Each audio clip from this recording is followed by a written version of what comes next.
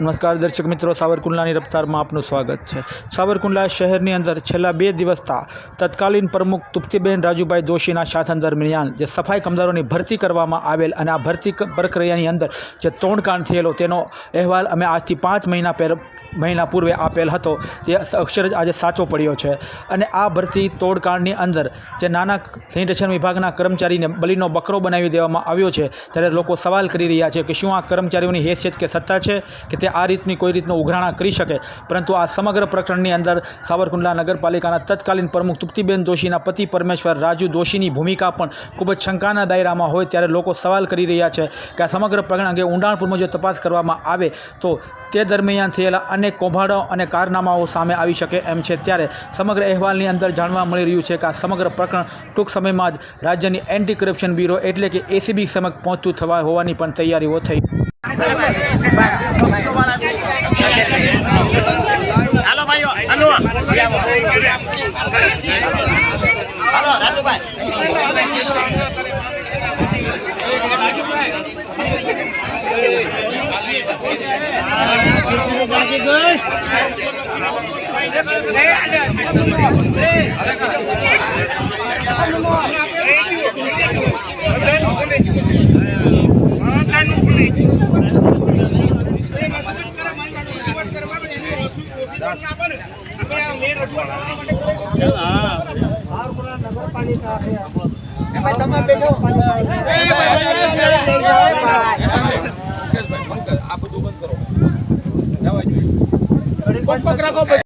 અત્રે ઉલ્લેખનીય છે કે સાવરકુંડલા નગરપાલિકાના તત્કાલીન પ્રમુખ તૃપ્તિબેન દોશીના શાસનના અનેક કૌભાંડો અને ભ્રષ્ટાચારની તપાસ રાજ્યના વિવિધ વિભાગો અને કાયદાકીય વિભાગમાંથી થઈ રહી છે। ત્યારે તાજેતરમાં જ બનેલું આ તોડકાંડ સામે આવતા સાવરકુંડલા શહેરની અંદર ચર્ચાનો વિષય બની ગયેલ છે। તેમજ લોકો કહી રહ્યા છે કે સાવરકુંડલા નગરપાલિકાના તત્કાલીન પ્રમુખ તૃપ્તિબેન દોશીના આશીર્વાદ કે તેમના પતિ પરમેશ્વરની મીઠી નજર સિવાય આ પ્રકરણ બને તે કોઈ કાળે શક્ય નથી। ત્યારે સાવરકુંડલા શહેરમાં અનેક લોકો આ પ્રકરણમાં દૂધનું દૂધ અને પાણીનું પાણી થાય તે અંગે રાહ જોઈ રહ્યા છે। તેમજ રાજ્યના એન્ટી કરપ્શન બ્યુરો એટલે કે એસીબી સમક્ષ પણ ટૂંક સમયમાં જ આની ફરિયાદ દાખલ થવા જઈ રહી છે। ત્યારે સમગ્ર પ્રકરણની અંદર આનો માસ્ટર માઇન્ડ સુધી પહોંચવું ખૂબ જ જરૂરી હોય, કારણ કે સાવરકુંડલા નગરપાલિકાના અનેક ભ્રષ્ટાચારો અને કૌભાંડો અને કારનામાઓ તૃપ્તિબેન દોશીના શાસન દરમિયાન બનેલા હોય, ત્યારે લોકો સવાલ કરી રહ્યા છે કે આ ભરતી પ્રક્રિયા તોડકાંડનો માસ્ટર માઇન્ડ કોણ, નાનો કર્મચારી કે પછી તેમના પતિ પરમેશ્વર?